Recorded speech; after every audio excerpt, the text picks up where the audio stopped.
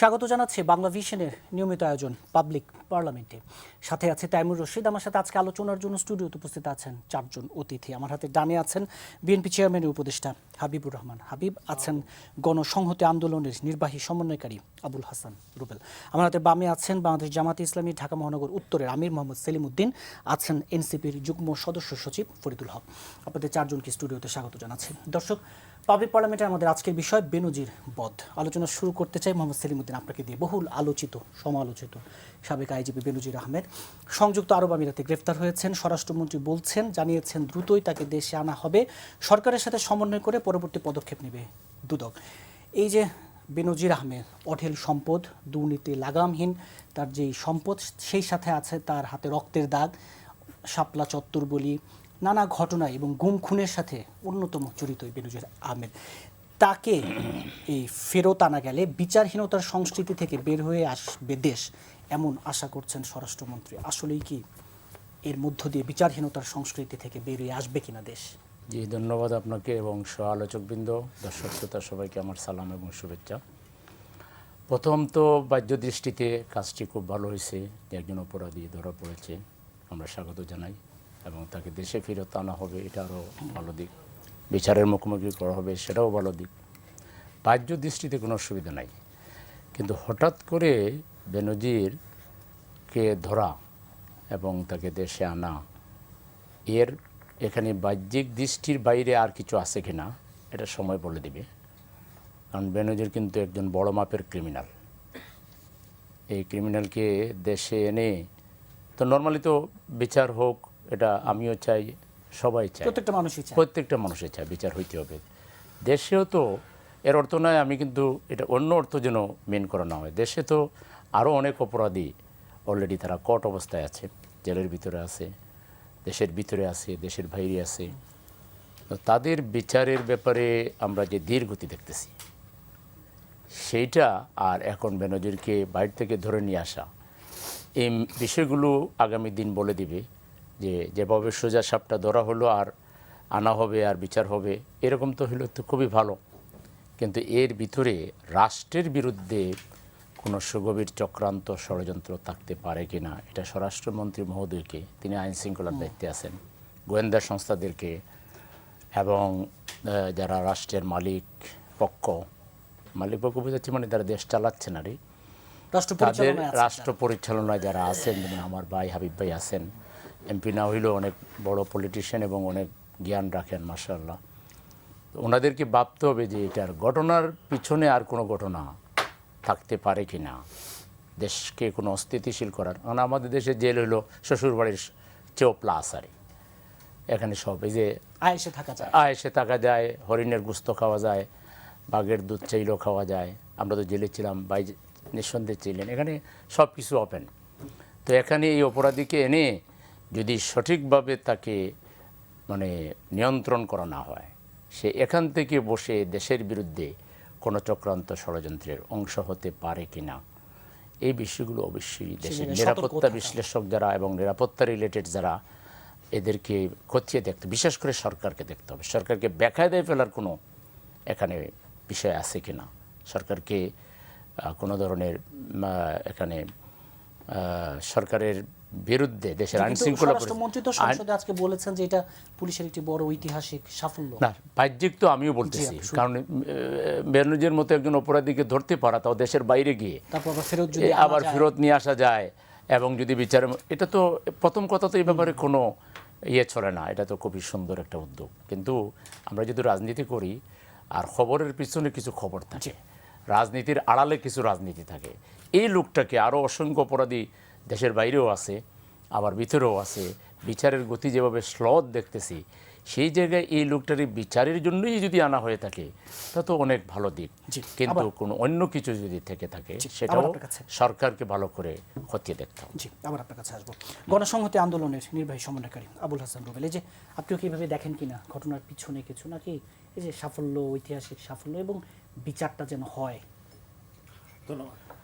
প্রথমে বলি যে মানে বেনজির আসলে মানে বাংলাদেশে এক সময়ের মানে আতঙ্ক ছিল, এটা আমরা সকলেই জানি, যে গুম খুন থেকে শুরু করে বিশেষত তার দাপট মানে এরকম কোনো দাপটের পুলিশ প্রধানের নাম বোধহয় কেউই বলতে পারবে না, যে মন্ত্রীরাও তার সামনে কাঁপাকাঁপি করে, এরকম একটা মানে প্রচলিত ছিল কথাবার্তা, যে মানে সে যখন যায় মন্ত্রীরা কাঁপাকাঁপি। স্বরাষ্ট্রমন্ত্রীকে এরকম একটা- তোয়াক্কা করেন না। হ্যাঁ, স্বরাষ্ট্রমন্ত্রীকে তোয়াক্কা করে না। এই যে একটা দাপটের জায়গা এবং পুরো পুলিশ প্রশাসনকে দলীয়করণ করা এবং জেলা মানে একটা জেলার সুপেরিয়রিটি প্রতিষ্ঠা করা, এটার একটা বড় উদাহরণ হচ্ছে বেনজির।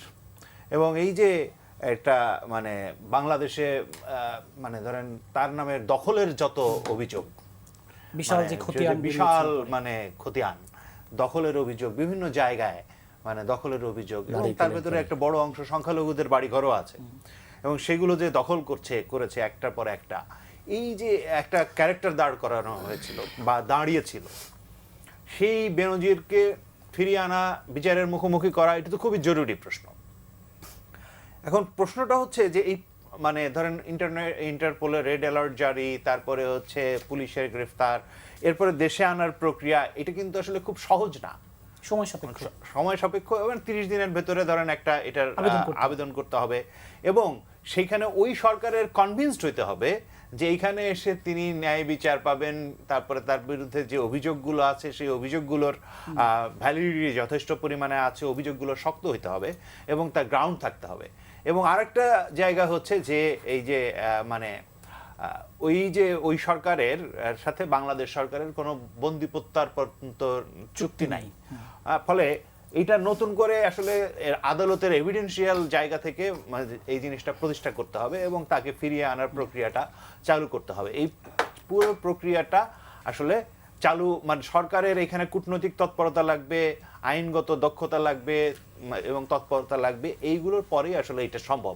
ফলে মানে আমরা এই বিচারের প্রক্রিয়াটা যাতে এই সরকার যাতে এগুলো করতে পারেন এবং যাতে আসলে এই বিচারের প্রক্রিয়াটা শুরু হয়, এটা বাংলাদেশের মানুষ সবাই চান।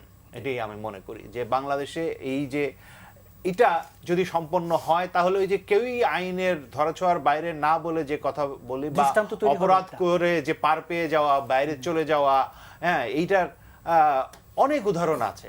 এবং অতীতে এমন হয়েছে যে তাদেরকে এইভাবে রেড অ্যালার্ট জারি করে তারপরে ইয়ে করেও আনা যায় না। যেমন ধরেন আরাফ খানের নাম আপনার বোধহয় খেয়াল থাকবে, তাকে বাংলাদেশে আনা যায় নাই, কারণ হচ্ছে তার ভারতীয় ভিসা ছিল, ভারতীয় পাসপোর্ট ছিল। এরকম বেনজিরের ক্ষেত্রে বাংলাদেশি পরিচয়টা প্রতিষ্ঠা করাও কিন্তু আরেকটা চ্যালেঞ্জ। ফলে এই চ্যালেঞ্জগুলো সরকারের মোকাবেলা করতে হবে এবং তাকে ফিরিয়ে তবে অবশ্যই দৃষ্টান্ত হবে, এটা আমি মনে করি। এনসিপির যুগ্ম সদস্য সচিব ফরিদুল হক, এই যে লুটপাট, গুম খুনের, এভাবে যদি বলি, মহানায়ক যদি বলি বেনজির, তাকে ফিরিয়ে আনা, গ্রেফতার হওয়া, কি বার্তা দেয়? না, এটা তো ভালো বার্তাই, কিন্তু আমাদেরকে আর একটু বারবার মনে করতে হবে, মানে পুরনো স্মৃতির উপরে বারবার হাতুড়ি পেটা দিতে হবে, কারণ আমরা দ্রুত ভুলে যাই। এই বেনজির আজিজের নামও স্মরণ করতে হবে পাশাপাশি। এই যে পুরো মাফিয়া নেক্সাস, আওয়ামী ফেসিবাদের যে মাফিয়া নেক্সাস, মানে বাংলাদেশের যত অপকর্ম গত 15 বছর হয়েছে মোস্টলি এদের নেতৃত্বে হয়েছে। বেনজির আহমেদ 2010 সাল থেকে 2022 সাল পর্যন্ত 3টা গুরুত্বপূর্ণ পদে ছিল, ডিএমপি কমিশনার, র্যাবের চিফ, এরপরে হচ্ছে আইজিপি। এবং এর মধ্যে 2টা নির্বাচনের সময় সে গুরুত্বপূর্ণ 2টা জায়গাতে ছিল। 14 সালের নির্বাচনে সে ছিল হচ্ছে ডিএমপি কমিশনার, 18 সালের নির্বাচনে সে র্যাবের প্রধান। আজিজ 14 সালের নির্বাচনে বিজিবির ডিজি এবং 18 সালের নির্বাচনে সেনাপ্রধান। এই যে নেক্সাস, এটাকে বারবার আমাদেরকে মনে রাখতে হবে, বারবার মনে করতে হবে আজিজরা কিভাবে প্রাইম মিনিস্টার্স ম্যান হয়ে যায়, ওই সময়কে আমরা বিখ্যাত জিনিস। মানে এখন ব্যাপারটা যেটা, সেটা হচ্ছে যে প্রক্রিয়াটা অন্তর্বর্তীকালীন সরকার শুরু করে দিয়ে গেছিল, সেটা একটা ধারাবাহিক প্রক্রিয়া আছে এবং আমি নিশ্চয় মানে এটা মোটামুটি বোঝাই যায় যে বর্তমান সরকার এইসব প্রক্রিয়াটাকে চালু করে রেখেছে বিধায়ী এই ইয়েটা হয়েছে। রেড অ্যালার্টটা আগেই জারি হয়েছিল, কিন্তু এই সুফলটা আমরা পেয়েছি। এখন এর নেক্সট ফেজে যেতে হবে। কিন্তু এইখানে বেনজিরের ইস্যু নিয়ে 2টা প্রশ্ন তৈরি হয়েছে। আমি এটা আজকে আরেক জায়গায় বলেছিলাম, মানে আমি এটা দাবি করবো আমাদের বিরোধী দলের যে সমস্ত বন্ধুরা এখন পার্লামেন্টে আছেন, কালকে পরশু যখনই সুযোগ পান, ওনারা যাতে এই প্রশ্নগুলো তোলেন যে বেনজিরকে যখন বেনজির তো আসলে দুদকের মামলার কারণেই রেড অ্যালার্ট এসেছে। দুদকের যেই কমিশন তার বিরুদ্ধে মামলা করছে, এই কমিশন কিন্তু বিএনপি সরকার আসার পরে থাকতে পারেনি। এই কমিশন চলে যেতে বাধ্য হয়েছে। কারণ কমিশন মানে যখন বাংলাদেশ ব্যাংকের ঘটনাটা ঘটে তখন কমিশন যোগাযোগ করেছিল সরকারের উচ্চ পর্যায়ে যে আমরা কি থাকতে পারবো নাকি পারবো না। তারা গ্রিন সিগন্যাল পান নাই, তারা পদত্যাগ করে চলে গেছেন। 30 দিনের মধ্যে কমিশন গঠন করার কথা, এখনো কমিশন ফাঁকা পড়ে আছে। সো এইটা একটা প্রশ্ন, এই প্রশ্নটা আমাদেরকে তুলে রাখতে হবে যে এটার সাথে এটা কোনো যোগসাযোগ আছে কিনা, 1 নম্বর। 2 নম্বর প্রশ্ন হচ্ছে জসিমউদ্দিন নামে চট্টগ্রাম 14 আসনের একজন সংসদ সদস্য আছে, যাকে একদম শেষ মুহূর্তে সম্ভবত ডিসেম্বরের 29 কি 28 তারিখে মনোনয়ন দেওয়া হয়েছিল। ওই আসনটা ফাঁকা ছিল। ওই আসন কিন্তু বিএনপি প্রথম দিকে ঘোষণা করেনি, ওই আসনটা ফাঁকা ছিল। এই লোক চট্টগ্রাম 14, এই লোক হচ্ছে 24 সালের ডিসেম্বরে গ্রেফতার হয়েছিল জুলাই গণঅভ্যুত্থানের একটা হত্যা মামলায়। এবং এই লোক 24 সালে যে উপজেলা নির্বাচন হয় সেখানে সে উপজেলা নির্বাচনে নির্বাচিত হয়েছিল। বাজারে খুব জোর গুজব এবং গসিপ আছে, অভিযোগ আছে তার বিরুদ্ধে যে এই বেনজির সহ আওয়ামী লীগের এই মাফিয়াদের একটা বড় অংশের সাথে তার একটা যোগাযোগ ছিল। ইভেন তাকে বেনজিরের ক্যাশিয়ারও বলেছে কোনো মিডিয়া। সেই লোক বিএনপির এমপি হয়েছে। তাই এই কানেকশনগুলো কি আমাদের সামনে এগুলো পরিষ্কার করতে হবে, কারণ অভিযোগগুলো মানে বাজারে আছে। তো জনগণের সামনে এগুলো সরকারকে পরিষ্কার করতে হবে যে এর সাথে এটা কোনো নেক্সাস আছে কিনা। এটা আমরা ধরে নিতে পারি যে হয়তোবা সরকার কিছুই করেনি, এমনিতেই আগের রেড অ্যালার্ট অনুযায়ী গ্রেফতার করে ফেলছে, সেটাও হতে পারে। তো সেটা যদি আমরা আশা করছি যে না, সরকার হয়তোবা এখানে কোনো ভূমিকা রেখেছে যাতে করে তার গ্রেফতারটা ত্বরান্বিত হয়েছে এবং বাংলাদেশ এটার মানে সুফল পাবে। এবং এটা একটা নজির সৃষ্টি করতে হবে, যে ধরনের আইনি এবং প্রশাসনিক যে মানে ভূমিকা নেওয়া দরকার সেগুলো নিয়ে তাকে ফেরত আনবে এবং বিচারের মুখোমুখি করবে। বিচার সম্পন্ন করার মধ্য দিয়ে এখানে একটা নজির সৃষ্টি করতে হবে যে তুমি যত বড় মাফিয়াই হও, বিচারের কাঠগড়ায় তোমাকে দাঁড়াতে হবে। এই নজির সৃষ্টি করা খুব জরুরি বিচারের জন্য, যে কোনো ইনসাফ কিংবা ন্যায় বিচারের জন্য নজির সৃষ্টি করা খুবই জরুরি। তো সেই জায়গা থেকে সরকার এই ধরনের উদ্যোগ নেবে এবং এই প্রশ্নগুলো আমাদের সামনে পরিষ্কার করবে যে ধরেন এই যে জসিমউদ্দিনরা যাদের সাথে অভিযোগ হচ্ছে জুলাই গণঅভ্যুত্থানের হত্যা মামলার অভিযোগ আছে, যাদের বিরুদ্ধে অভিযোগ হচ্ছে যে তারা বেনজিরের ক্যাশিয়ার ছিল, কারণ বেনজির হাজার হাজার কোটি টাকার সম্পদ লুটপাট করছে, সারা বাংলাদেশে তার জমি জমা ছিল। তো এইগুলো এই সম্পদগুলো কারা দেখভাল করছে এইখানে, এই প্রশ্নের উত্তর তো আমাদের লাগবে। এই সম্পদগুলো এখন কাদের জিম্মায় আছে? এগুলো কি জনগণের মানে যাদের কাছ থেকে দখল করা হয়েছিল তাদের জিম্মায় গেছে, নাকি এটা রাষ্ট্রীয় জিম্মায় আছে, নাকি এই জসিমউদ্দিনদের মতো কারোর জিম্মায় আছে? এই প্রশ্নের উত্তর আমাদের লাগবে। এটা সরকারের কাছে আমাদের প্রশ্ন করতে হবে। জি, হাবিবুর রহমান হাবিব, এই যে দুটি প্রশ্ন তুললেন, এই দুটির জবাব দিবেন। আর এই যে দিন শেষে বিএনপি নজির সৃষ্টি করতে পারবে কিনা? আপনাকে ধন্যবাদ। আপনার মাধ্যমে বাংলা ভিশনের সম্মানিত দর্শক শ্রোতাদের সুস্থতা সালাম, বিজ্ঞ 3 জন সমালোচককে শুভেচ্ছা। মহান আল্লাহ পাকের কাছে কৃতজ্ঞতা প্রকাশ করেছি আমি এসে পৌঁছাতে পেরেছি। পাবনা প্রোগ্রাম করে 8 ঘরে একটা কলেজের প্রোগ্রাম ছিল, শেষ করে নানান কায়দা বেকায়দার মধ্যে শেষ মুহূর্তে এসে পৌঁছাতে পেরেছি। এটা আল্লাহ পাকের মানে রহমত আর কি। যাই হোক, আজকে যে বিষয়টি নিয়ে ভালো লেগেছে প্রথমেই যে বেনজির আহমেদের মতো একজন ভয়ঙ্কর ব্যক্তি গ্রেপ্তার হয়েছে দেশের মধ্যে, দুবাইতে, দেশের বাইরে। এত ভয়ঙ্কর ছিল যে আমরা একটা ছোট আজরাইল বলতাম। আমার সাথে তার আবার এই যে 2 জন ব্যক্তি নিয়ে আলোচনা হলো, তাদের 2 জনের সাথে আমার আবার কঠিন একটা বিতর্কিক ব্যাপার আছে। বেনজির আহমেদের সাথে আমার এটা নিউজে একটা প্রোগ্রাম হয়েছিল সম্ভবত 2015 সালের শেষের দিকে, মাঝামাঝির দিকে। আমি যখন দেড়খানে ছিলাম, আমাকে টকশো থেকে ধরে নিয়ে গেল 2015 সালে 12 জানুয়ারি চ্যানেল 24 থেকে। সেই মামলায় আমি যখন ওখানে ছিলাম তখন নড়াইল পৌরসভার 1 নম্বর ওয়ার্ডের পৌরসভা কাউন্সিলর, ও জামাত ইসলাম করতো, নাম ছিল ইমরুল কায়েস। তো আমার রিমান্ডে তো 16 ফিট বা 18 ফিট রুমের ভিতরে যারা গেছেন তারা জানেন, ডিবি অফিসে ওখানে সাপের বিষ, হিরোইন রিয়াবা সবাই ওখানে থাকে।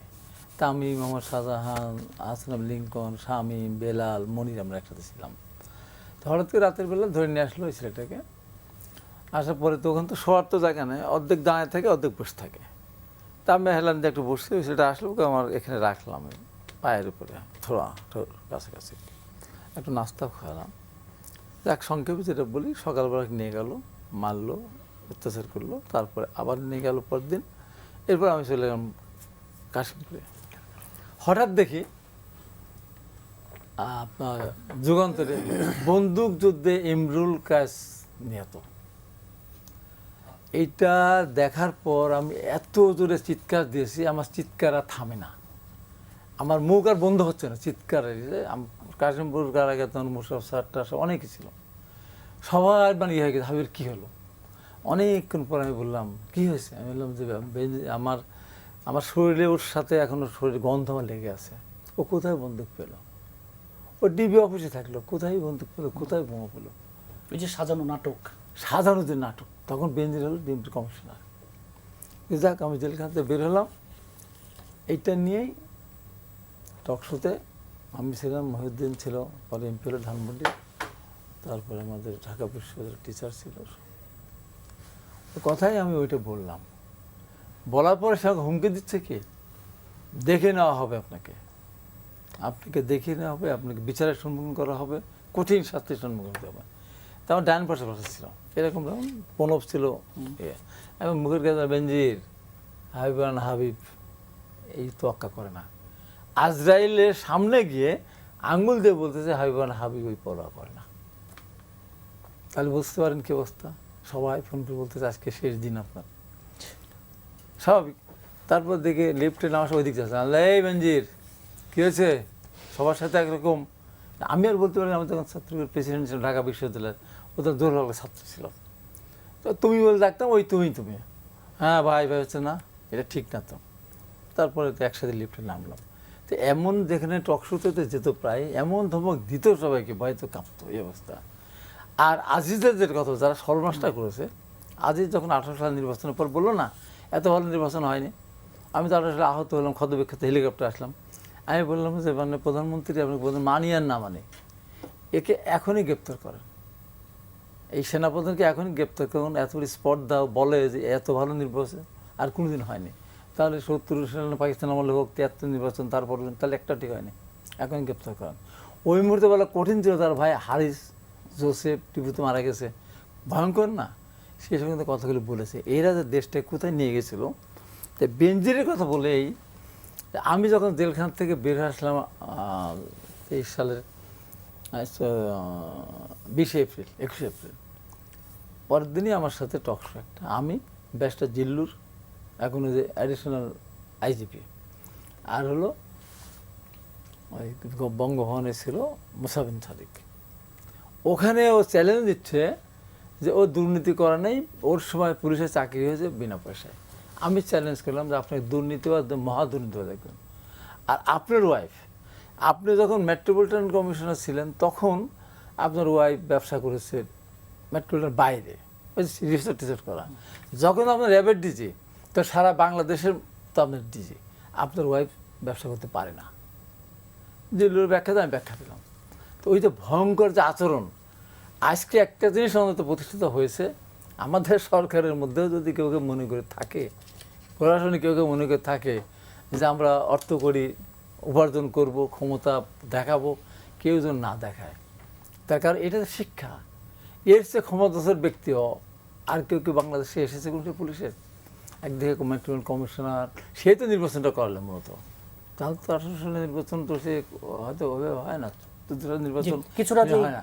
এবং তার পাপটা কত বেশি আছে কেন হলো, এই যে হেফাজতে যখন ইয়ে হলো, আমি হেফাজত যেদিন 4 এপ্রিল যেদিন সে সমাবেশ, সেদিন আমি জেলখানায়, আর 5ই মে যে সমাবেশটা যেদিন ম্যাসাকার করলো তখন আমি জেলখানায়, দেখো জেলখানাতে। এই যে সে নৃশংসতা চালালো এবং ওই যে ইমরুল কায়েসকে যে হত্যা করলো, এই সমস্ত মামলা তার বিরুদ্ধে হওয়া উচিত। র্যাবের ওই সময় যত লোককে হত্যা করা হয়েছে সব মামলা তার হওয়া উচিত। তার ফাঁসি তো একবার দিলে মরে যাবে, ফাঁসি বারবার দিয়ে লাগে, এই অবস্থা করতে পারে। সেই একটা লোককে, হ্যাঁ সেই লোকটাকে আজকে গ্রেপ্তার করেছে ইন্টারপোলের মাধ্যমে। এখন তাকে দেশে নিয়ে এসে বন্দিবিনাশ চুক্তি যেভাবে করে দেশে নিয়ে আসতে হবে, বিচার করতে হবে, চূড়ান্ত বিচার করতে হবে, চূড়ান্ত শাস্তি তাকে দিতে হবে। এই শাস্তি দেখে শেষ করি। 1857 সালে যখন সিপাহী বিদ্রোহ হলো, তখন আমাদের মোহাম্মদ জমির হাসান রাষ্ট্রদূত ছিলেন, তার দাদার চাচারা, ওরা বিশাল জমিদার ভারতে। এই জমিদের একাংশ বিক্রি করে দিয়ে সিপাহী বিদ্রোহের টাকা দিয়েছিল সে। এই অপরাধে সিপাহী বিদ্রোহ ফেল করার পর মোহাম্মদ জমিরের চাচার দাদাকে বিশাল আমবাগ জমিদার বাড়ি, সেখানে ফাঁসি দিয়ে ঝুলিয়ে রেখেছিল 16 দিন পর যখন তার শরীরের সমস্ত মাংস খুলে পড়ে গেছে কঙ্কাল, তখন নামিয়ে বলল যে দেখো ব্রিটিশ কি করতে পারে, ব্রিটিশ সাথে বিদ্রোহ করলে কি শাস্তি পেতে হয়। তো বেনজিরকে ফাঁসি দিয়ে ওরকম ঝুলায় রেখে তার শরীরের এই সুন্দর শরীর, সুন্দর ফর্সা চেহারা, নাদুর সুন্দর চেহারা, সব মাংসগুলো সব খুলে পড়বে, কঙ্কাল হবে যখন, তখন তাকে নিয়ে দাফন করে জায়গা করে এইরকম শাস্তি দেওয়া যায়, তাহলেই মানুষ ভবিষ্যতে এই ভয় আর একটি দৃষ্টান্ত তৈরি হবে। দৃষ্টান্ত হওয়া উচিত। মোহাম্মদ সেলিমউদ্দিন, বিয়ে এড়াতে আত্মগোপনে ছিলেন ইসলামী ছাত্র শিবির নেতা জিসান মিয়া প্রধান। এই আলোচনা আজকে সংসদ পর্যন্ত গড়িয়েছে। ধর্ষণ ও ভ্রূণ চেষ্টার মামলায় গ্রেপ্তার এবং অসুস্থতা তিনি অভিনয় করছেন, এই নিয়ে গণমাধ্যমে খবর বেরিয়েছে। স্বরাষ্ট্রমন্ত্রী সংসদে বলছেন যে নিখোঁজের যেটি ঘটনা সেটি সাজানো নাটক ছিল। আপনাদের দলের পক্ষ থেকে বা বিরোধী দলের পক্ষ থেকে বলা হয়েছে পুরোটাই বিরোধী দলকে এক ধরনের উদ্দেশ্য প্রণোদিতভাবে টার্গেট করে করা হচ্ছে। আসলে এই ঘটনাটা কি? আসলে ঘটনা কি সেটা সরকার বলতে পারবে, যেহেতু সরকারের কাছে আইন শৃঙ্খলা নিয়ন্ত্রণ করার দায়িত্ব। কোনো নাগরিকের নিরাপত্তা দেওয়া কিংবা নিরাপত্তাহীন হলে নাগরিককে রক্ষা করা, এটা সব সরকারের দায়িত্ব। তো ঘটনাটা যেটা হলো যে শিবিরের পক্ষ থেকে তাদের কেন্দ্রীয় একটা টিম গিয়েছিল ভিকটিমের সাথে দেখা করতে, তাদেরকে দেখা করতে দেওয়া হয়নি। আবার বাদী যে মেয়েটা মামলা করেছে তার সাথেও সাংবাদিকদেরকে কথা বলতে দেওয়া হয়। বিরোধী দলীয় সংসদীয় উপনেতা আজকে সংসদে এটি বলেছে। ফলে এই জিনিসটা পুরো রহস্যজনক থাকে এগুলো। আর এই জন্য আমরা একটা সেন্সিটিভ ইস্যুতে বেশি কথা বলতে চাই না। আমরা সরকারের কাছে দাবি এটা জানাবো যে দুইটা একটা মেয়ে এবং একটা ছেলের সাথে যে বিষয়টা, এটার প্রকৃত রহস্য নিরপেক্ষভাবে তদন্ত করে সঠিক চিত্র জাতির সামনে সরকারই তুলে দেবে। আর সরকারের উচিত হবে, যেহেতু একটা ছাত্র সংগঠনের সে নেতা, এই সংগঠনের নেতৃত্ব যেহেতু তার সাথে কথা বলতে পারে, যেহেতু শিবিরের সাথে এই বিষয়টা ইউজুয়ালি যায় না, এগুলো নর্মালি যায় না শিবির, তো এই জন্যই তো সামাজিক যোগাযোগ মাধ্যমে এত আলোচনা। সেজন্য এটা শিবিরকে তার ওই ভাইটির সাথে কথা বলতে দেওয়াটা সরকারের উচিত হবে এবং সরকার সেটা যেন ব্যবস্থা করে, তাইলে আমরা প্রকৃত বিষয়টা বুঝতে পারব। একইভাবে সেই মেয়েটাকে তার পরিবার থেকে আলাদা করে রাখা হয়েছে, তারপরে মিডিয়াকে যেতে দেওয়া হচ্ছে না, এই যে রহস্যজনক বিষয়গুলো, এখানে এত রহস্য না করে বিষয়টাকে যাতে একেবারে নিরপেক্ষ জায়গা থেকে তদন্ত করা হয়। আমরা এটা বলতে পারি যে শিবিরের ওই ছেলে যদি অপরাধী হয়, শিবির তার পক্ষ নেবে না।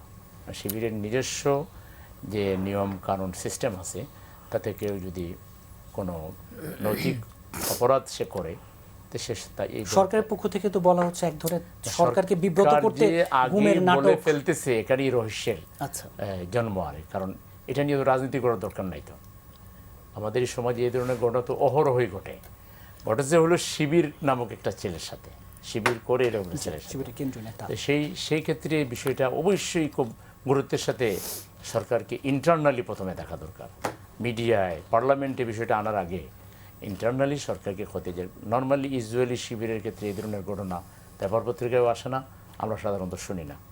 তো সেক্ষেত্রে এটা যখন শোনা যাচ্ছে, তো এটা যথাযথ কারণ উদ্ঘাটন করা এবং বিষয়টা কি কোনো ষড়যন্ত্র আছে কি না, না এটা একটা মানে এরকম একটা নৈতিক অপরাধ যদি হয়, আমি শিবিরের পক্ষ থেকে এটা বলতে পারি, আমার এটুকু দৃঢ়তার সহিত সরকার যদি এটা যদি প্রমাণিত হয় যে এটা একটা নৈতিক ঘটনা, তাহলে শিবির এখানে এই ছেলের পক্ষ অবলম্বন করবে না, বরং তার বিরুদ্ধে শিবির তার দলীয় অবস্থানও নেবে।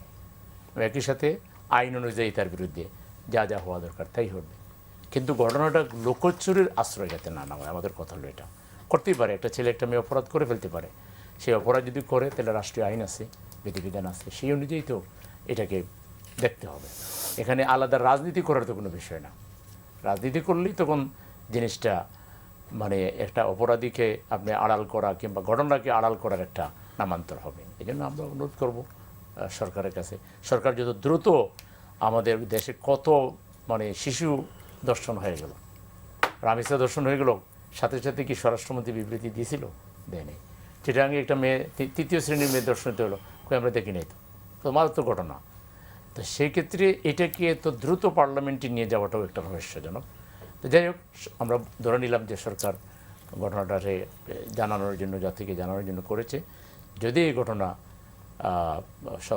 সরকারের আন্তরিকতা থাকে, তাহলে সরকার উচিত হবে যে কোনো লোকচুরির আশ্রয় না নিয়ে এটা শিবিরকেও তার যে ভাইটি ব্যাপারে কথা উঠেছে তার সাথে কথা বলতে দেওয়া উচিত, মিডিয়াকে কথা বলতে দেওয়া উচিত, এবং ওই যে পরিবার, যে মেয়েটি, তার সাথেও কথা বলতে দেওয়া উচিত, এবং পুরো ঘটনার সঠিক চিত্র যাতে আসে, এখানে যাতে কোনো রাজনীতি না হয়।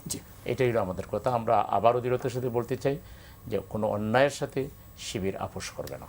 অন্যায় যদি সেটা হয়ে থাকে, যে ব্যক্তি করুক, তার বিরুদ্ধে দেশের আইন আছে, আবার শিবির একটা নৈতিক সংগঠন হিসাবে তার নৈতিকতার জায়গা থেকেও সে দৃঢ় অবস্থান নেবে। এ ব্যাপারে কোনো আবুল হাসান রুবেল, এই যে জিসান মিয়ার ঘটনা, যেই আলোচনা, যেই বিতর্ক সংসদ পর্যন্ত গড়ালো।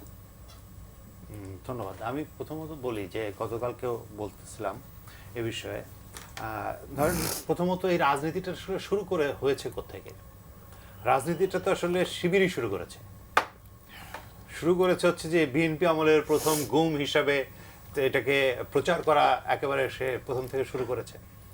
এবং জামায়াত ইসলামীর আমিরের যে অ্যাকাউন্ট, সেইখানেও বহুক্ষণ ধরে এই বিষয়ে এইরকমই আসলে বিবৃতি এখানে ছিল, এবং এই দ্রুত এই ব্যবস্থা, মানে এখানে তাকে গুম করা রাখা হয়েছে বা আইন শৃঙ্খলা বাহিনী এই কারণে ধরে নিয়ে গেছে। এটা তো পরবর্তীতে আসলো যে সে একটা মেয়ের সঙ্গে তার সম্পর্ক বা এই সমস্ত বিষয় আশয়, এগুলো তো আসলে পরবর্তীতে আসলো। ফলে রাজনীতি আসলে আগেই শুরু হয়ে গেছে। এবং এই যে জায়গাটা, ধরেন একজন, আমি এখনই তাকে কোনো অপরাধী তকমা দিতে চাই না আনটিল হি প্রুভড গিল্টি। তাহলে এই যে যখন মানে গিল্টি প্রমাণিত হয় নাই, তখন মানে আবার এটা কিন্তু সব পক্ষ থেকে করা হচ্ছে। আমি বলবো এই সংস্কৃতিটা বন্ধ করতে হবে। এবং শিবির করা মাত্রই কেউ ফেরস্ত হয়ে যাচ্ছে না, হয়ে যায় না। এবং সেটা একটা রাজনৈতিক দল, সেই রাজনৈতিক দলে অনেক ধরনের লোক থাকে, এবং অনেক ধরনের লোক অনেক ধরনের অপরাধমূলক কর্মকাণ্ডের ভেতরেও যুক্ত হতে পারে। আবার শিবির না করলে কেউ শয়তান হয়ে যাচ্ছে না। মানে এইখানে এই যে মানে আবহটা সৃষ্টি করা হচ্ছে যে শিবিরের ক্ষেত্রে এই ঘটনাটা ঘটে না, কথাটা আসলে পুরোপুরিভাবে এইভাবে আসলে কোনোভাবে কোনো একটা সংগঠনকে এভাবে বিশুদ্ধ দাবি করাটার ভেতরে আমি একটা সমস্যা দেখি আর কি। যে এই সংগঠন বিশুদ্ধ দাবি করার ভেতর দিয়ে এটার ভেতরে আর মানে আপনি নাক গলাতে পারবেন না, এরকম একটা পরিস্থিতি তৈরি করা হয়। কিন্তু এগুলো তো সবই তো রাষ্ট্রের ভেতরে, রাজনীতির ভেতরে যখন ক্রিয়াশীল হয়, যখন দল বড় হয়, তখন নানান ধরনের এলিমেন্ট একটা দলের ভেতরে ঢুকে এবং নানান ধরনের কর্মকাণ্ডের সঙ্গে সে যুক্ত হয়। ফলে এটা একটা মানে রাজনৈতিক সংগঠন, সে আকারেই তাকে দেখা দরকার। একটা এই প্রশ্নটাও একই সঙ্গে যুক্ত। আর যেইটা আমি বলবো যে এখানে আরো কিছু বিষয় আছে, যেমন শিবিরের একজন মানে কেন্দ্রীয় নেতা, তিনি যে ওইখানে ওই নারীটা যদি ভিকটিম হন, ধর্ষণের শিকার হন, তাহলে তার পরিচয় প্রকাশ করে দেওয়াটা তো কোনো আসলে মানে নৈতিকতার জায়গা থেকে এটা ঠিক হয় না, এবং তিনি আরো ভিকটিম হওয়ার জায়গা আসলে তৈরি হয়। তাহলে এই জায়গাগুলোকেও আসলে মানে বিবেচনা করা দরকার আছে। এই সমস্ত বিষয়গুলোকে বিবেচনা করে আসলে এই ঘটনাগুলো বাংলাদেশে নানানভাবে ঘটে, এবং এই ঘটনাগুলোকে প্রত্যেকটা সংবেদনশীলতার সাথে আসলে বিবেচনা করা দরকার। এবং এই সংবেদনশীলতা যদি আমরা হারিয়ে ফেলি, তাহলে আসলে রাজনীতিতে আমরা ওই পুরনো আবর্তেই ঘুরপাক খেতে থাকবো। ফরিদুল হক, এই যে রাজনীতি হচ্ছে কিনা এই ঘটনায়, এটা আসলে মানে এটা নিয়ে আর মন্তব্য মানে আলাপ করার দরকার নেই। অলরেডি সেলিম ভাই, রুবেল ভাই যেগুলো বলেছেন, এর বাইরে খুব বেশি কিছু বলার নাই। তবে এটা সত্য যে দুই দিক থেকেই ব্যাপারটা খুবই সেন্সিটিভ।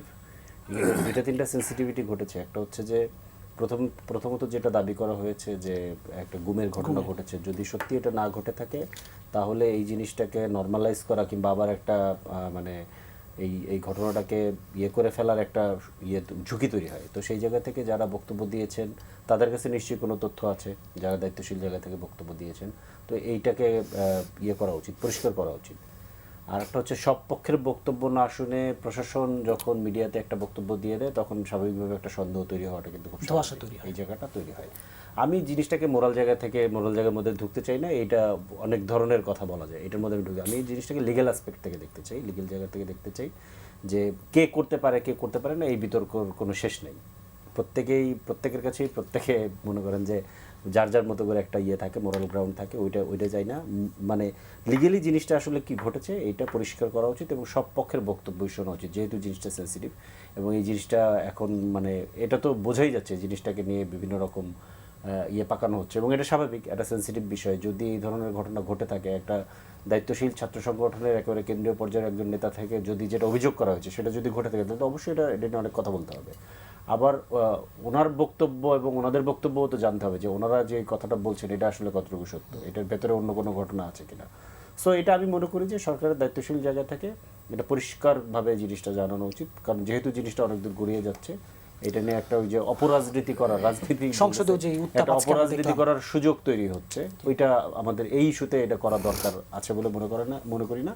কারণ এখানে আমাদের নারীদের সম্মান, নারীদের নিরাপত্তার মতো সেন্সিটিভ বিষয় আছে, যেহেতু দেশে ব্যাপক মাত্রায় প্রতিনিয়তই ধর্ষণ এবং নারীদের উপরে নির্যাতন এই ঘটনাগুলো ঘটতেছে এবং যে কোনো ঘটনা ঘটলেই মানুষের কি বলে যে ক্ষমতা প্রদর্শন কিংবা দম্ভ দেখানোর একটা প্রথম টার্গেট হয়ে যায় নারী। এই ঘটনাগুলো ঘটে, তো সেই জায়গায় নারীদের বিষয়গুলোকে খুব সেন্সিটিভলি ডিল করার জন্য সরকারকে এটা বিশেষভাবে নজর দেওয়া দরকার বলে আমার কাছে মনে হয়। হাবিবুর রহমান হাবিব, আমি সেলিম ভাই একটা কথা বলেছেন, রামিসা আসিয়া বা চিরাঙে তৃতীয় শ্রেণীর একজন ছাত্রী ধর্ষণ হওয়ার সঙ্গে সঙ্গে তো স্বরাষ্ট্রমন্ত্রী বিবৃতি দেয়নি, সত্যি। এখানে ঘটনাটা তা না, এখানে ঘটনাটা ঘটেছে গুম হয়েছে এই অভিযোগ সরকারের বিরুদ্ধে যখন নিয়ে আসে, তখন স্বরাষ্ট্রমন্ত্রীর আর কোনো উপায় থাকে?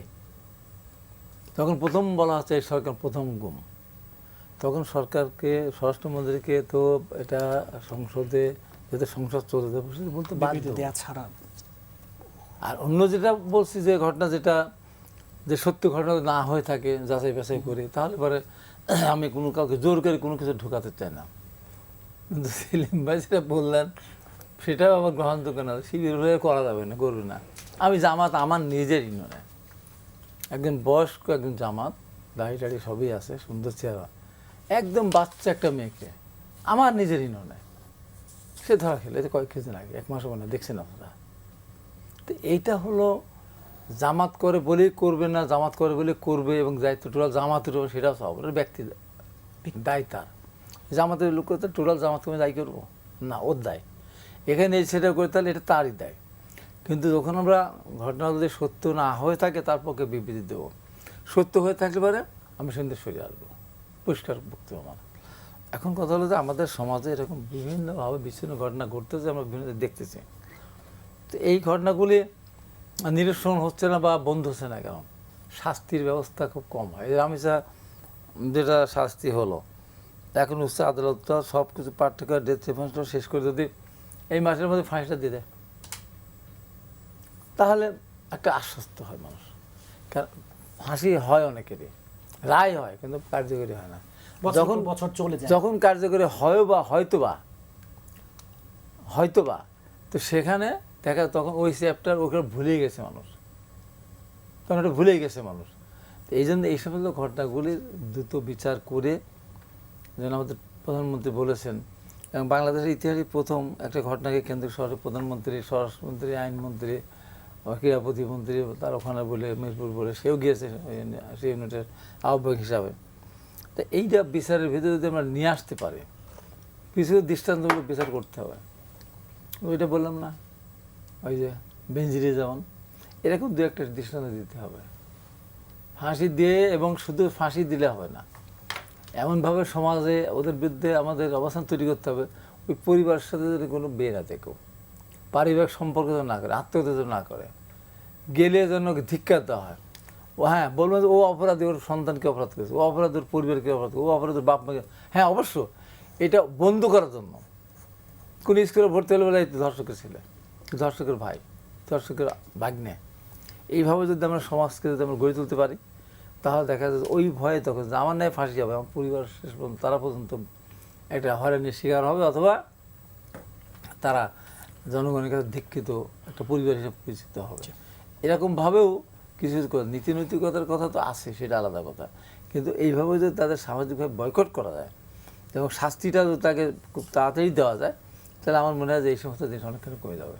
জি, মোহাম্মদ সেলিমউদ্দিন, ইসলামী ব্যাংকের পরিচালনা পর্ষদ ভেঙে দেওয়া হচ্ছে। ইসলামী ব্যাংক নিয়ে নানা বিতর্ক, আন্দোলন এবং এক ধরনের গ্রাহকদের মধ্যে শঙ্কার জায়গাটা আমরা দেখেছি। এর মধ্য দিয়ে এই যে ইসলামী ব্যাংকের পরিচালনা পরিষদ ভেঙে দেয়া এবং ব্যবস্থাপক পরিচালক বলছেন যে কাল থেকে নির্বাচনী সেবা মিলবে, ইসলামী ব্যাংক আসলে মানে পুরোপুরি শঙ্কামুক্ত হলো কিনা?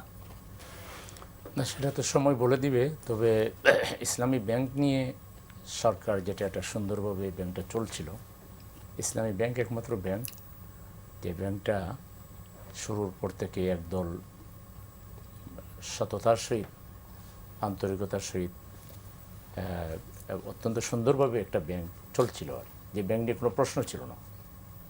ফ্যাসিস্ট হাসিনা শেষের দিকে এস আলমকে দিয়ে এই ব্যাংকের টাকা সরিয়ে নিয়েছিল। এর বাইরে বড় মাপের কোনো আর ভিতরে এখানে হাত দেয়নি, শুধু টাকা পাচার করা ছাড়া। আর এস আলম তার কিছু লোক এখানে বিনা পরীক্ষায় ঢুকিয়ে দিয়েছিল।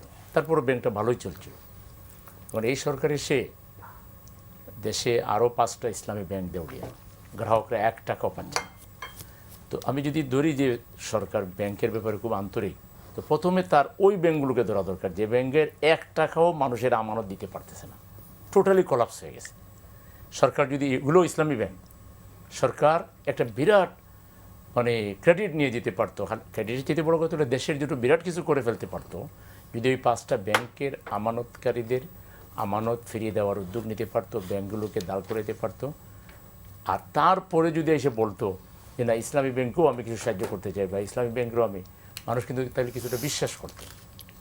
কিন্তু ওখানে ব্যাংকগুলো চলছে না, কলাপস, টোটাল কলাপস, কোনো 1 টাকাও দিতে কিন্তু এই ব্যাংকে আপনাদের দলের প্রভাব নিয়ে এই যে সরকারের আলোচনা, ধরেন দলীয় প্রভাব আছে, কথার কথা, আপনার কথা অনুযায়ী হোক বা আমার ভাই হাবিব ভাইয়ের কথা অনুযায়ী হোক, দলীয় প্রভাবে যদি একটা দেশ ভালো চলে, ব্যাংক ভালো চলে, অর্থনীতি ভালো চলে, সরকারের অসুবিধার কথা।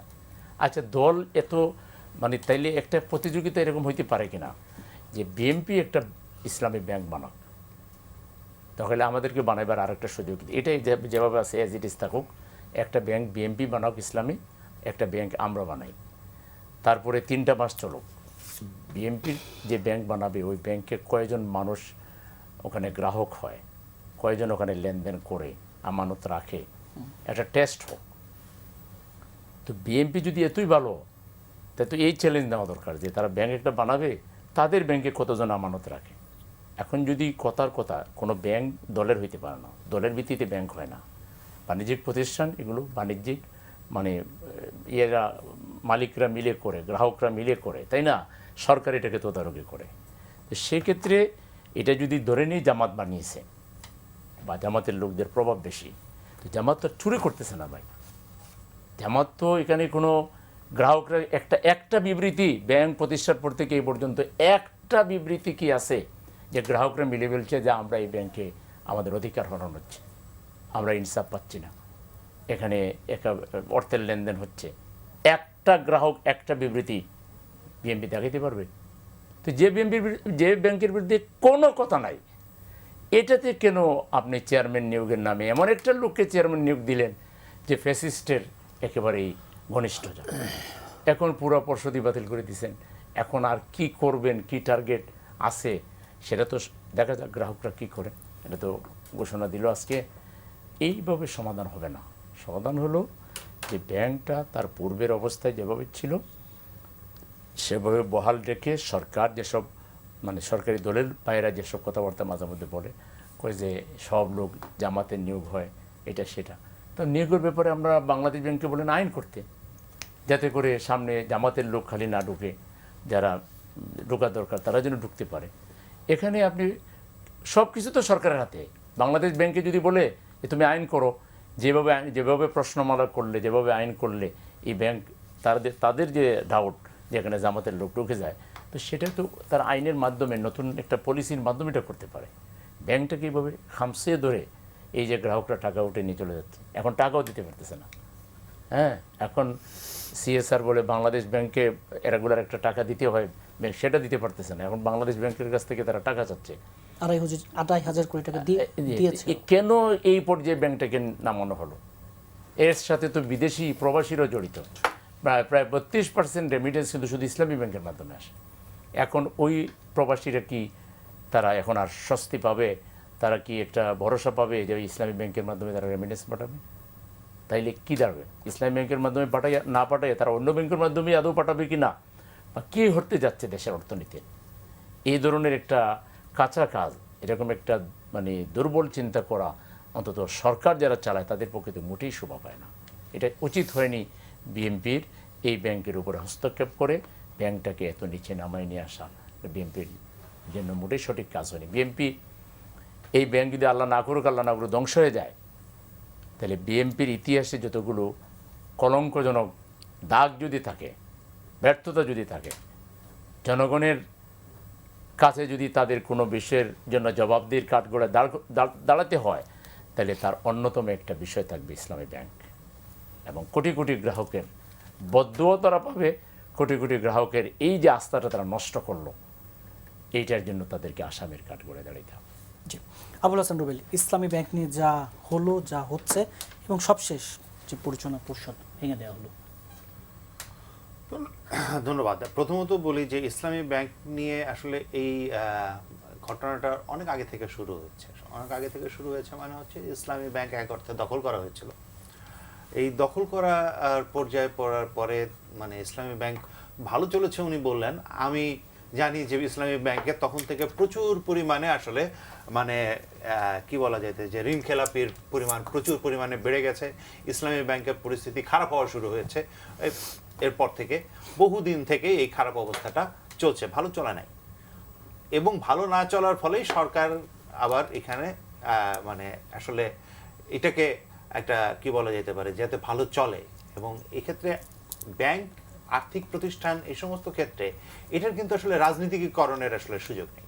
রাজনীতিকরণের সুযোগ নেই মানে হচ্ছে যে ইসলামী ব্যাংক যেভাবে পরিচালিত হয় সেটার ভিতরে কিন্তু আবার রাজনীতিকরণের বিষয়টা, ওই যে উনি যেটা বলছেন বিএনপি একটি মানে ব্যাংক করুক আর মানে জামাতে ইসলামী একটা ব্যাংক করুক বা অন্য আরেকজন দলীয়ভাবে ব্যাংক করুক, এটা আসলে কোনো পদ্ধতি না। হ্যাঁ, বিভিন্ন দলের লোক ব্যাংকের সাথে থাকেন, ব্যাংকের মানে ইয়ে করেন, কিন্তু ব্যাংক পরিচালিত হবে আর্থিক প্রতিষ্ঠানের নিয়ম অনুসারে। আর্থিক প্রতিষ্ঠানের নিয়মের বাইরে কোনো ব্যাংক পরিচালিত হতে পারবে না, এটাই হওয়া দরকার। ধরেন ইসলামী ব্যাংকের নিয়োগ প্রক্রিয়া বলেন, আমি তো জানি যে ধরেন যদি অ্যাকাউন্ট খুলতে যান তাইলেও কিন্তু আসলে এক ধরনের যে ইয়ে লাগে, দুজন ইসলামী স্কলারের নামে বলা হয়, কিন্তু দেখা যায় যে বেশিরভাগ ক্ষেত্রে সেটা জামায়াত ইসলামের মানুষই হন। কিংবা ঋণ পাইতে হলে তাদের মানে ইয়ে লাগে। এই যে এই সমস্ত প্রক্রিয়ার ভেতর দিয়ে আসলে ইসলামী ব্যাংককে একটা রাজনীতিকৃত প্রতিষ্ঠান হিসাবে কিন্তু আসলে তৈরি করার জায়গাটা আছে। এবং যদি সেটা না থাকতো তাহলে ধরেন চেয়ারম্যান বদলের ফলে কোন ব্যাংকে কবে মানুষ টাকা তুলে নিয়েছে, মানুষ টাকাটা রিটার্ন পাবেন কিনা, যদি ব্যাংকের স্বাস্থ্য ভালো থাকে তাহলে মানুষ তো টাকা তুলে নেওয়ার কোনো প্রশ্নই আসে না। কারণ আর আমি মানে ডাচ বাংলা ব্যাংকের চেয়ারম্যানকে আমি জানি না, তো মানে আমার ডাচ বাংলা ব্যাংকে অ্যাকাউন্ট আছে ধরা যায়, আমি কি অ্যাকাউন্ট খোলার সময় চেয়ারম্যানের খোঁজ নেই নাকি কোনোদিন?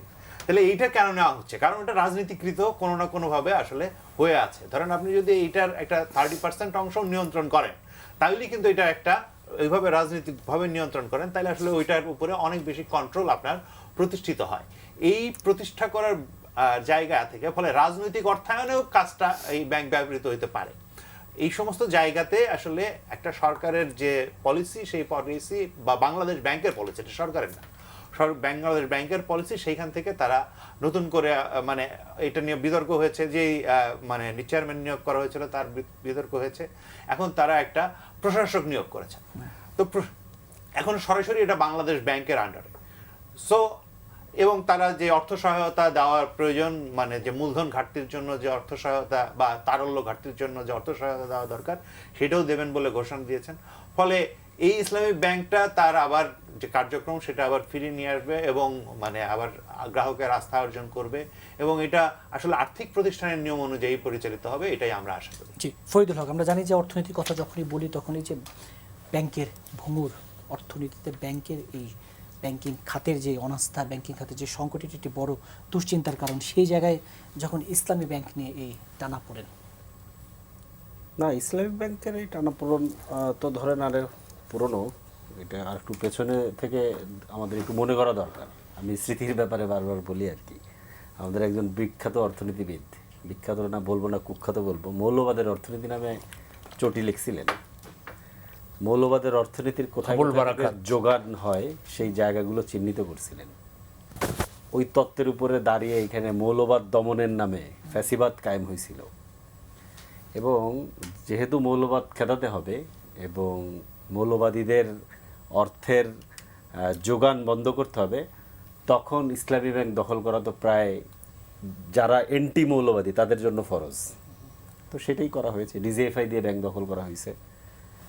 তো স্বাভাবিকভাবেই যখন গণ অভ্যুত্থানের মধ্য দিয়ে ফ্যাসিস্টদের পতন হয়েছে, এই ব্যাংকটা যাদের কাছ থেকে নেওয়া হয়েছিল তারা এটাকে পুনরুদ্ধারের চেষ্টা করেছে।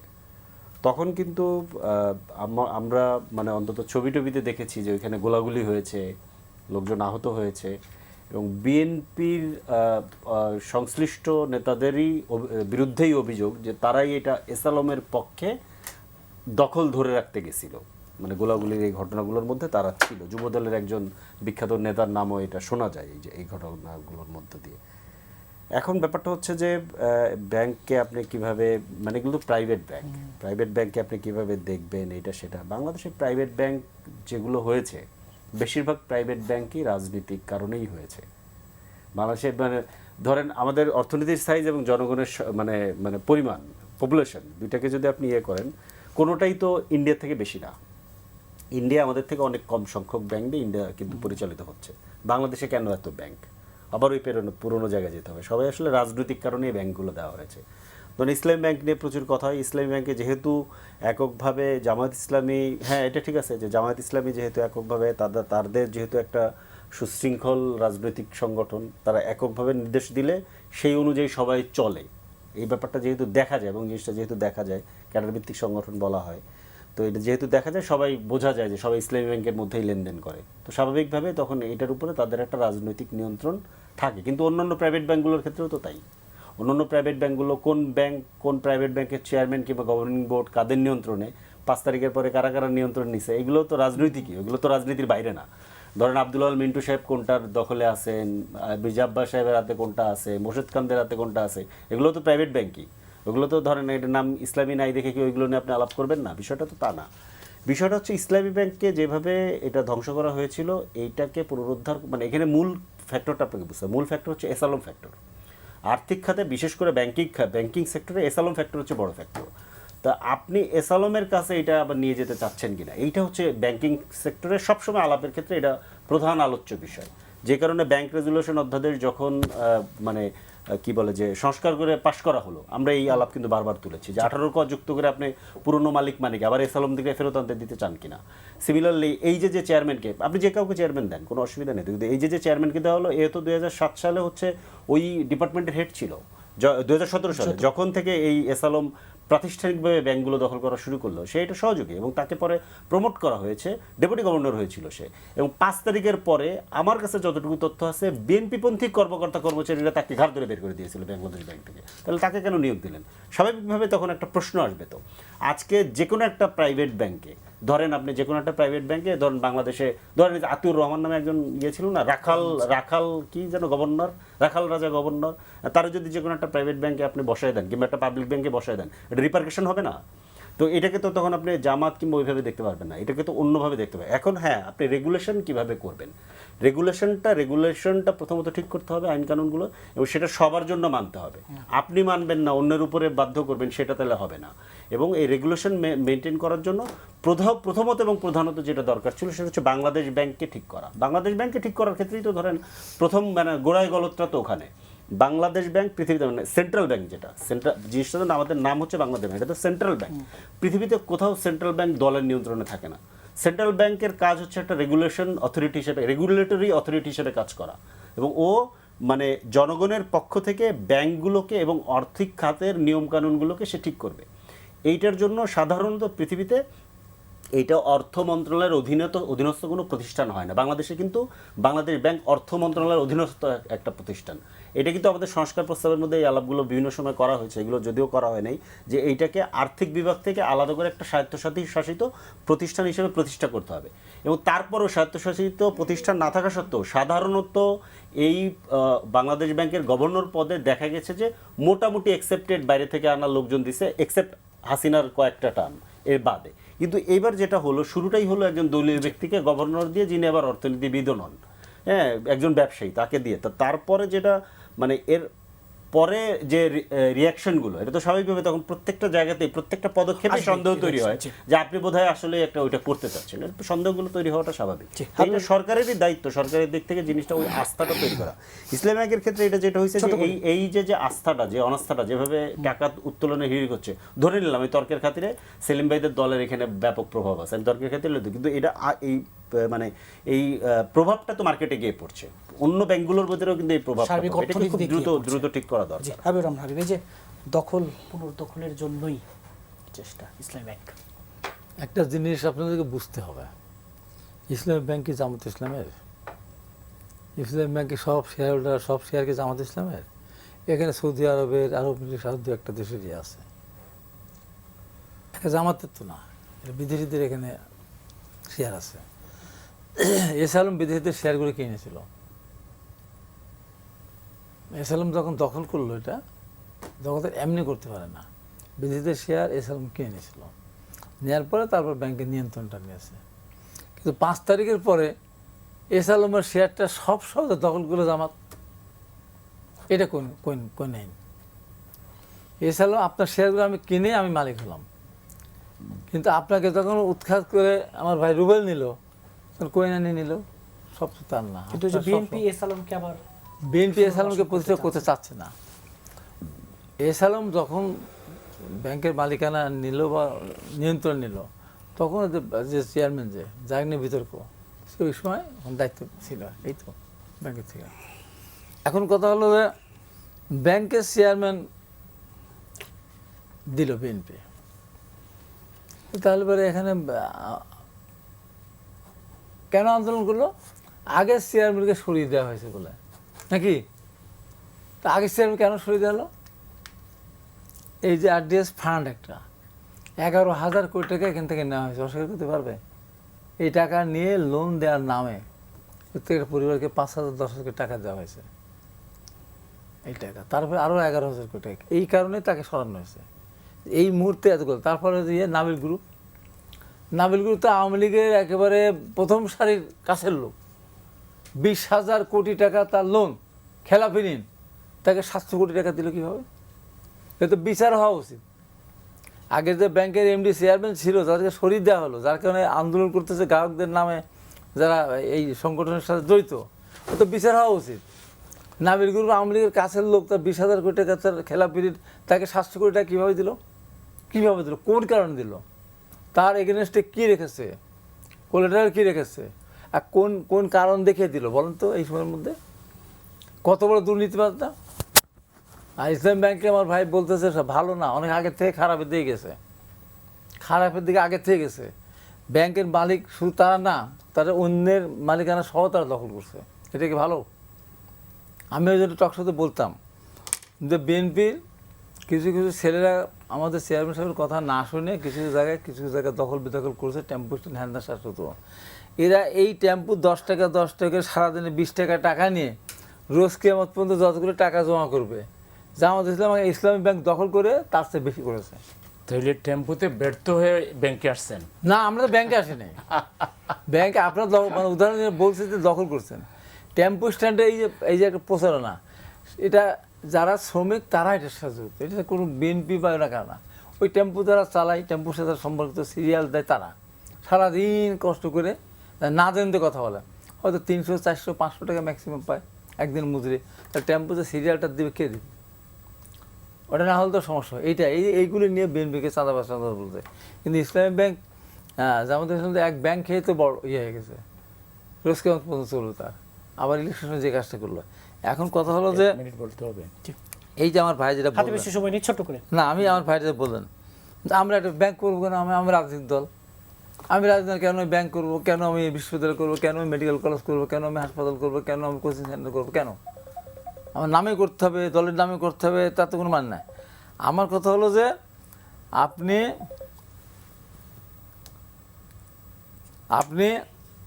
রাজনৈতিক দল করতেছেন, আপনি করেন, কিন্তু আমার ভাই যেমন আহ্বান জানালেন যে ইসলামী ব্যাংক আমরা করেছি, আমাদের গ্রাহক বেশি, বিএনপি করতে দেখি, তার মানে বিএনপি করলে করবে না? বিএনপি যদি ব্যাংক ধরেন বিএনপি আমি ওনার কথার মধ্যে যে বিরোধী, তাহলে কি ব্যাংকের বিএনপি যারা সমর্থক আছে বা যারা সাধারণ মানুষ তারা কি আসবে না? মানে উনি যেটা বোঝাতে চাচ্ছে যে তাদেরকেই মানুষ বিশ্বাস করে, আর কোন দলকে বিশ্বাস করে না, এই কথা তো মোটেই ঠিক না। জি ছোট্ট করে জি ছোট্ট করে এই ইস্যুতে যে উদাহরণ দিতে গিয়ে বলেছি, আস্থার জায়গা থেকে বলেছি যে যেখানে ব্যাংক ভালোভাবে চলতেছে সেখানে আপনারা দাবি করতেছেন জামাতের দখলে। এরকম যদি মনে হয় যে জামাতের দখলে থাকার কারণে আপনারা বেদখল করার জন্য আসছেন, তাহলে আপনারা আগে এই যে বেদখল করে আপনারা যে চালাইবেন, এটা চালাইতে পারবেন কিনা তার জন্য একটা ব্যাংক করেন। কারণ ব্যাংক মানে তো কোনো দলের নামে তো ব্যাংক হয় না, ব্যাংক তো হয় প্রাইভেট উদ্যোগে হয়, সরকারের উদ্যোগে হয়, সেটা তো অন্য জিনিস। আর আপনি যে কথাটা বললেন যে 11,000, 11,000, 22,000, এ কথাটা সম্পূর্ণ অসত্য কথা। টোটাল আরডিএস প্রজেক্টে 7,000 কোটি টাকা ঋণ দেওয়া হয়েছে, সেখান থেকে 98% ঋণ ব্যাক করেছে একমাত্র প্রজেক্ট। তো সুতরাং কোথায় 22,000 আর কোথায় 7,000 তথ্যই তো বল।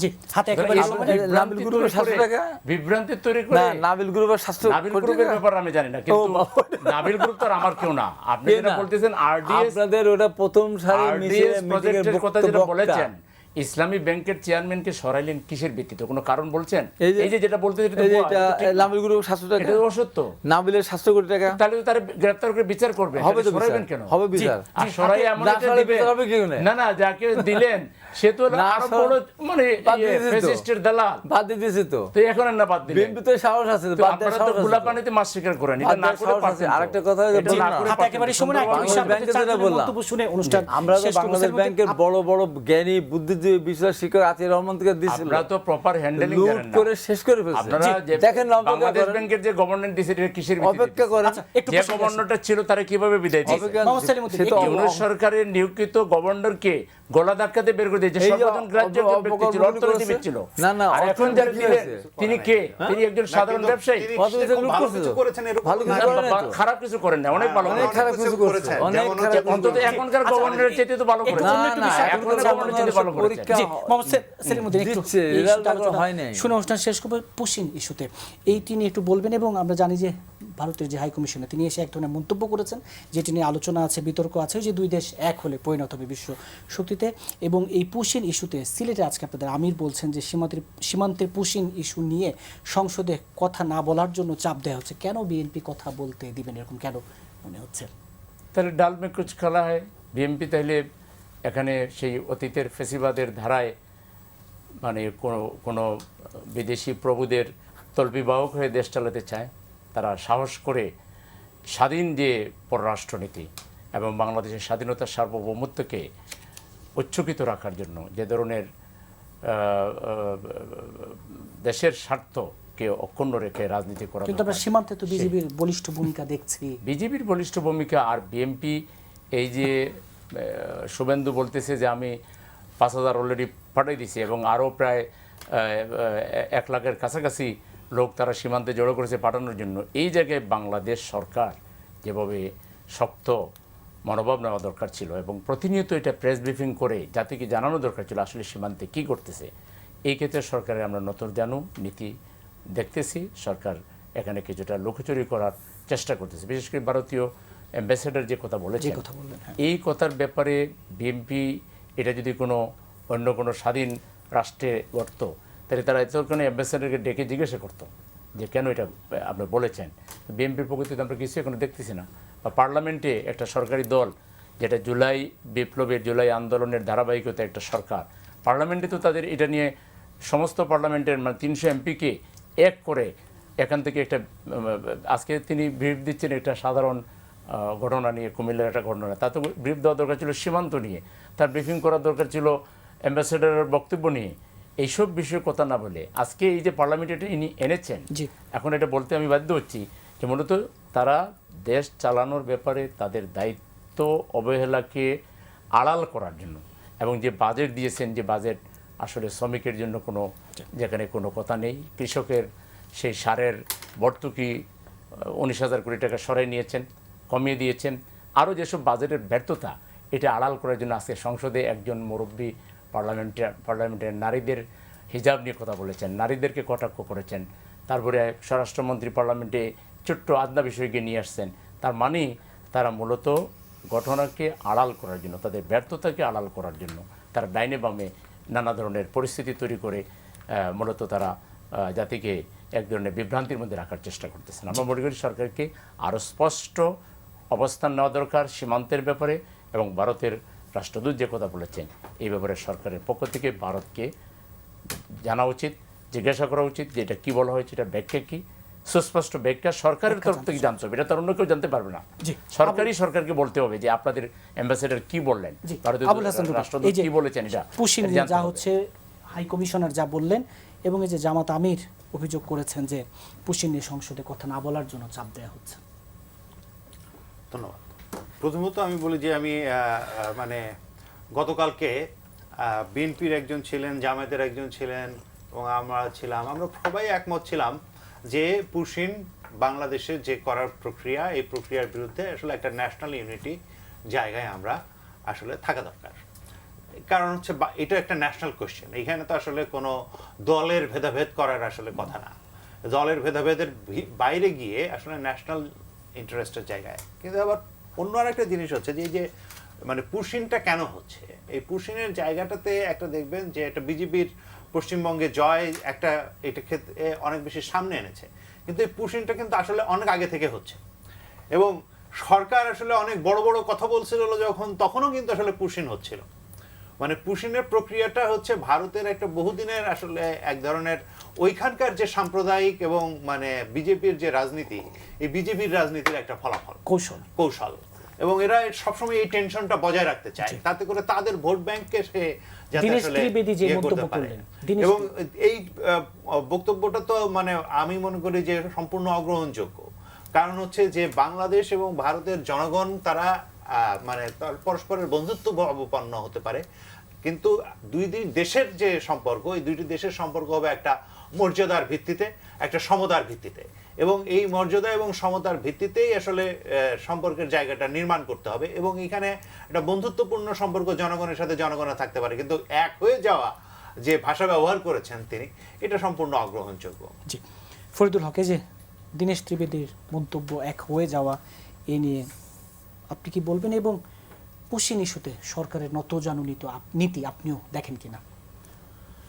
দীনেশ ত্রিবেদীর বক্তব্য তো সরাসরি আমি বলবো যে এটা খুব উদ্দেশ্যপ্রণোদিতভাবেই দিয়েছে, বাংলাদেশের সার্বভৌমত্বের উপরে এক ধরনের মানে একটা টেনশন ক্রিয়েট করে, এটা একটা নতুন মডেলে তারা গিয়েছে। কারণ যেহেতু আওয়ামী লীগকে দিয়ে যেভাবে বাংলাদেশের উপরে তাদের নিয়ন্ত্রণটা ছিল সেটা তো ভেঙে পড়েছে, এখন তারা নিউ ফর্মে এসছে, নিউ কৌশল, এবং নিউ কৌশল, এবং এটা পরিষ্কার বোঝাই যাচ্ছে যে একজন প্রথমবারের মতো একজন রাজনীতিবিদকে, কংগ্রেস তৃণমূল হয়ে বিজেপিতে যাওয়া রাজনীতিবিদ, তাকে এবং হেঁটে হেঁটে ঢোকা, এই পুরো জিনিসগুলো আসলে পরিকল্পিত, এটা বোঝাই যায়।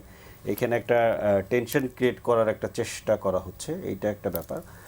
আর যেটা উনি বলেছেন এই ধরনের বিষয়কে তো ধরেন কোনোভাবেই ইয়ে করা গিয়ে নেই। এখানে যেটা হয়েছে যে কিছু মানুষের ভেতরে এই ধরনের মানে ভুল কিংবা অস্পষ্টতা আছে, এটা আমাদের বারবার বলে রাখতে হবে যে ভারত বাংলাদেশ প্রশ্ন আমরা 1947 সালে সমাধান করেছি।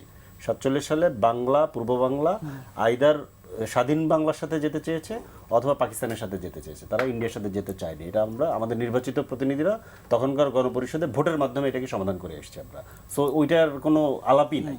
তো এখন ব্যাপারটা হচ্ছে যে এই টেনশনটা তৈরি করতে চায়, এবং এই টেনশনটা তৈরি করে এখানে একটা তারা নতুন ধরনের ইয়ে তৈরি করতে, এবং আমি রুবেল ভাইয়ের সাথে এই জায়গাটাতে একমত। আমি এই কথাটাই বলতাম, উনি আগেই বলে দিচ্ছেন যে এই পুশিন যে ইস্যু, এটা আমাদের ন্যাশনাল ক্রাইসিস, এটা কোনো ব্যক্তি কিংবা দলের ব্যাপার না, এটা আমাদের ন্যাশনাল ক্রাইসিস। অবশ্যই এটা নিয়ে পার্লামেন্টে আলাপ হওয়া উচিত। আজকে যেহেতু মানে এর মধ্যে ছিল না, আগামীকাল কিংবা পরশুদিন হয়তো এটা হতে পারে, আলাপ হবে না আমি তা মনে করি। সরকারের নতজানু নীতি আমি ঠিক নতজানু এইভাবে আমি এখনোই বলতে চাচ্ছি না, তবে আমি এইটা বলতে চাচ্ছি যে সরকারকে এইখানে একটু স্টেপ ফরওয়ার্ড করতে হবে। সরকার যদি এখানে কারণ তারা এখন নির্বাচিত, জনগণের ভোটে নির্বাচিত হয়ে তারা সরকারে আছেন, তারা বাংলাদেশকে নেতৃত্ব দিচ্ছেন, আমাদের এখানে কোনো সমস্যা নেই। এইটা ন্যাশনাল ইস্যু, আপনারা কল করেন, বাংলাদেশের প্রত্যেকটা রাজনৈতিক দল ফ্যাসিবাদ বিরোধী রাজনৈতিক দল এবং বাংলাদেশের জনগণ আপনাদের সাথে থাকবে, কিন্তু আপনাকে এই কলটা আপনাকে দিতে হবে, সেটা পার্লামেন্টের বাইরে, বর্ডারে, সমস্ত জায়গাতে। বিজিবি যেভাবে ধরেন সাহসিকতা ভূমিকা সাধারণ দেখাচ্ছে, মানুষ সেখানে যেভাবে সাধারণ সাড়া দিচ্ছে। মানুষ তো বুঝতে পারছে, মানুষ যেভাবে আমাদের এই বাহিনীর পেছনে এসে দাঁড়িয়েছে, এটা তো খুবই দারুণ একটা সময় ন্যাশনাল ইউনিটি করা এবং সার্বভৌমত্বের প্রশ্নকে আরো কনসলিডেট করা, আরো কারণ এটার সাথে আমাদের অনেকগুলো ইস্যু দাঁড়ানো, সীমান্ত হত্যা ইস্যু আছে, আপনার ধরেন নদীর পানির ইস্যু আছে, এই বছরই 2টা চুক্তি শেষ হবে, তিস্তা এবং গঙ্গা, সেই ইস্যুগুলোকে আমাদেরকে নিতে হবে। সো এই যে বন্ধুরাষ্ট্রের কথা বলা হয়, এখানে কোনো বন্ধুরাষ্ট্র সীমান্তে কাঁটাতার দেয় না, কোনো বন্ধুরাষ্ট্র পানি আটকে রাখে না, কোনো হত্যাও করে না। এই প্রত্যেকটা বিষয়কে সমাধান করার জন্য আমাদের একটা জাতীয় ঐক্যমত এখানে দরকার হবে। তো এইটার জন্য সরকার এই ধরনের সিচুয়েশনকে কাজে লাগিয়ে এটা উদ্যোগ সরকারকে নিতে হবে, এবং আমি এটা আহ্বান জানাই। আমি মনে করি, এখন আমি আস্থা রাখতে চাই যে ইভেন প্রধানমন্ত্রী তারেক রহমান উনি এই ব্যাপারে খুব কনসার্ন, আমি যতটুকু জানি যে উনি এই উদ্যোগ নেবেন, এবং এই উদ্যোগে আমরা সাড়া দেওয়ার জন্য বসে আছি। জি, হাবিবুর রহমান হাবিব, এই যে দীনেশ ত্রিবেদী যা বললেন তার জবাবে সরকারের পক্ষ থেকে কোনো অবস্থান ব্যাখ্যা করা হলো না, এবং পুশিন ইস্যুতে জামাত আমির যে অভিযোগটা করেছেন সংসদে কথা না বলার জন্য চাপ দেয়া হচ্ছে। দীনেশ ত্রিবেদী যেটা বলেছেন তার পরিপ্রেক্ষিতে সরকার তাৎক্ষণিক হয়তো প্রতিক্রিয়া জানায়নি। অবশ্য সরকার চিন্তা ভাবনা করে ধীরে সুস্থে বুঝে শুনে কঠিন জবাবটা দিবেন বলে আমি বিশ্বাস করি। আর পুশিনের ব্যাপারটা আমার ভাইকে বলবো, যদি জামাত ইসলাম এসে ক্ষমতা থাকতো তো কী করতো, কোথার দ্বারা কী হতো, তা কীভাবে ঠেকাতো, ঢাল তল নিয়ে যেত। কিন্তু বিএনপি একটা জিনিস তো করেছে, যে বিজেপি যেভাবে পাঠাচ্ছে আবার ঠেড়িয়ে পাঠাচ্ছে, এটা তো একটা সাহসিকতা। সরকার দৃঢ়তা না থাকলে এটা পারতো। সরকার যদি বলতো না একটু ধীরে তাদের ঢুকে পড়তো। যেমন আপনার আওয়ামী লীগের সময় আপনার মিয়ানমার থেকে যখন রোহিঙ্গারা আসলো, কিছু ভুল করে ভারতে চলে গেছিলো, তাদের তো এখানে ঢুকে দিল। তাদের খুব বন্ধু সম্পর্ক, স্বামী স্ত্রীর সম্পর্ক ছিল, ঠেকাতে পেরেছে, পারে না, বেনিতে পারছে। তারেক রহমানকে ধন্যবাদ তখন দিতেই হবে। এই 2টা সিদ্ধান্ত নেন, বিরোধীরা সব মিলেই প্রস্তাবনাটা আসছে যে সরকার যিনি থাকেন তারই এটা লস হলেও তার, লাভ হলেও তার বেশি। তারপর ধন্যবাদ। এই যে পদ্মা ব্যারেজ, তিস্তা ব্যারেজে ঘোষণা দিয়ে দিল, এটা বাড়ির কাছের কথা, ওরা দিয়ে ফেলেছে, এবং বাজেটের পর্যন্ত এই নিয়ে আসছে। এটা কেমন মূল্য দেবেন না, শাসকের মূল্য দেবেন না, সেটা না করে উন্নত জানো কথাই। আপনারা কী করছেন, বাজেটের ব্যবহার দেবেন। আমি ছেলেমেয়েকে বলি, একটু যুক্ত করে আইন ও সালিশ কেন্দ্রে একটি তথ্য, সরকারের 100 দিনে, অর্থাৎ বিএনপি সরকারের 100 দিনে 19টা সীমান্ত হত্যা হয়েছে। সীমান্ত হত্যা তো বন্ধ হলো না। সীমান্ত হত্যা 19টা হয়েছে, একটা ওকে আমরা চাই না, কিন্তু 1900 যে হয়নি এটা তো বড় ব্যাপার। দেখেন, যেখানে একটা ফ্যাসিস্ট সরকার পালিয়ে ওই দেশে আছে, সেই দেশের সরকার টোটালি বৈরী ছিল। এই সরকার, এই বিএনপি সরকার তো তাদের বন্ধ সরকার না, সেখানে তো তারা এটা তো তারা ইচ্ছাকৃতভাবে এরা করবে, মানে সরকারকে বেগাতে ফেলার জন্য। এবং এই সীমান্ত হত্যা তো শুধু এই বিএনপি আসছে, এইবারে তো হচ্ছে না, এর আগেও হয়েছে। এবং পাকিস্তানে তো একটা হয় না, একটা হলে 2টা মারে। আমরা সেই সক্ষমতা অর্জন করতে যদি আমরা পারি, অবশ্যই আমরা টাকা। ভারত একটা অসভ্য একটা সরকার পরিচালনার অসভ্যতা, তার আশপাশে কেউ নেই, না শ্রীলঙ্কা, না মালদ্বীপ, না নেপাল, না ভুটান, না পাকিস্তান, কেউ তো তার পাশে নেই। এটা আমাদের তার পাশে থাকার তো সুযোগ। অনুষ্ঠান একেবারে শেষে যে আমি শেষে যে কথাটা বলবো, এটা ঐক্যমত দরকার। আমি বলি যে আমার ভাইরা এই যে বাজেট বলে, তা আমার বলেন তো কোন কোন জায়গায় বাজেটের আছে ব্যর্থতা, বা কোনগুলো ঠিক না, ওইগুলো ধরিয়ে দিক। কোনগুলি ইনক্লুড করলে বাজেটটা সুশেষ বলুক, ওটা না বললে এই বাজেট মান না, সেই বাজেট মান না। গেছিলাম যে এই যে সারের ভর্তুকি কমানো হয়েছে বলছেন, তো ঠিক না, সারের ভর্তুকি আরো বাড়ানো হয়েছে, আরো ট্যাক্স ফ্রি করে দিচ্ছে। এরকম সার, কীটনাশক এগুলো না জেনে বললে তো না, কৃষকদের যথেষ্ট পড়ানো যাচ্ছে। কি বলেন এটা? আপনার 10,000 টাকা কিনে সুদ সহ মাপ করে দিয়ে কত হাজার কোটি টাকা গেছে তার পিছনে, এটা চিন্তা করা যায়? এই সাহসটা করে আছে? একবার ম্যাডাম করেছিলেন। এগুলো বুঝতে শুনে বলবেন, না এবার এটা রং মেসেজ যাবে। আরেকটা বলি না, এটা বুঝতে হবে, আপনি বলতে হবে। সবশেষে বলি, একটা জাতীয় ঐক্যমত হওয়া দরকার। কোনোভাবেই আমরা বাংলাদেশের মানুষ ভারত কেন কোনো পরাশক্তির কাছে আমার মাথা নত করব আপনাদের না। চারজনকে আজকে স্টুডিওতে সময় দেওয়ার জন্য ধন্যবাদ। দর্শক, পাবলিক পার্লামেন্ট আজ এ পর্যন্তই। আগামীকাল আবারও দেখা হবে। সে পর্যন্ত ভালো থাকুন, সুস্থ থাকুন।